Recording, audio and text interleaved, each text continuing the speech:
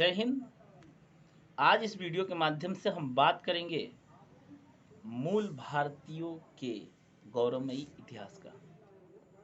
हमारा इतिहास सदियों से प्रेरणादायक रहा है और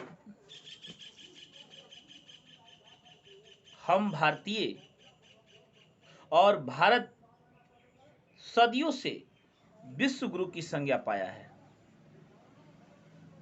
आज कहीं कहीं चर्चाएं होती है, भारत के इतिहास के साथ छेड़छाड़ किया जा रहा है या पहले तो बहुत किया जा चुका है, क्योंकि वह देश है जहां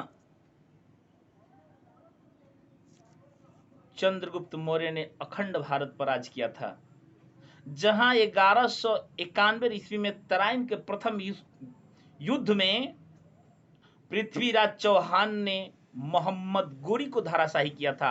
यह वह देश है जहां महाराणा प्रताप ने कभी अकबर की अधीनता स्वीकार नहीं की। यह वही देश है जहां विश्व गुरु सिकंदर के विश्व विजेता होने की सपना को तोड़ा था।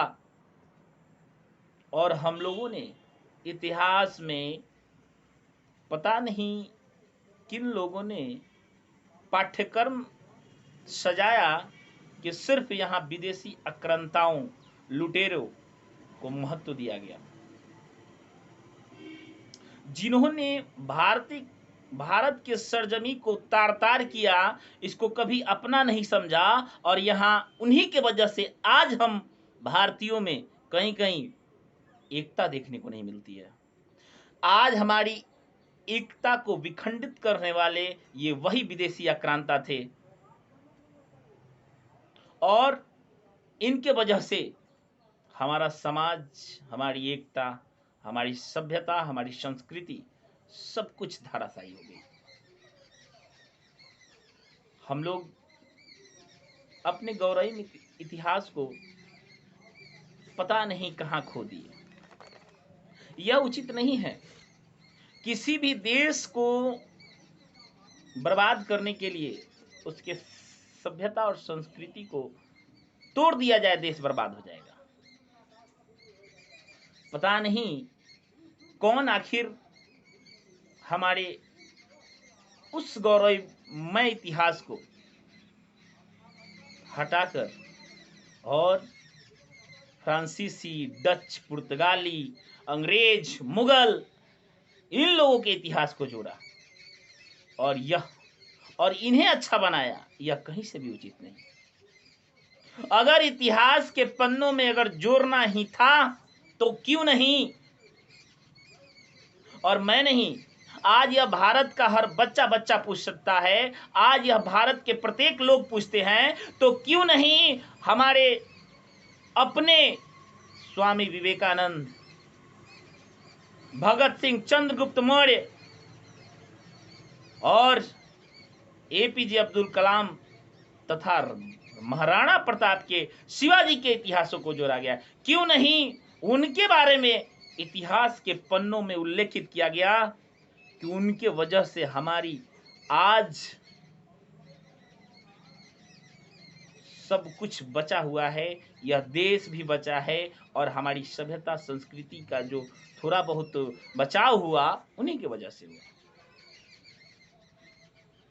मैं बस यही कहूंगा कि इन पुर्तगाली, डचों, फ्रांसीसियों को हटाकर अंग्रेजों, मुगलों सबको खत्म करके इन्हें सिर्फ इतिहास में लुटेरा, चोर, डकैत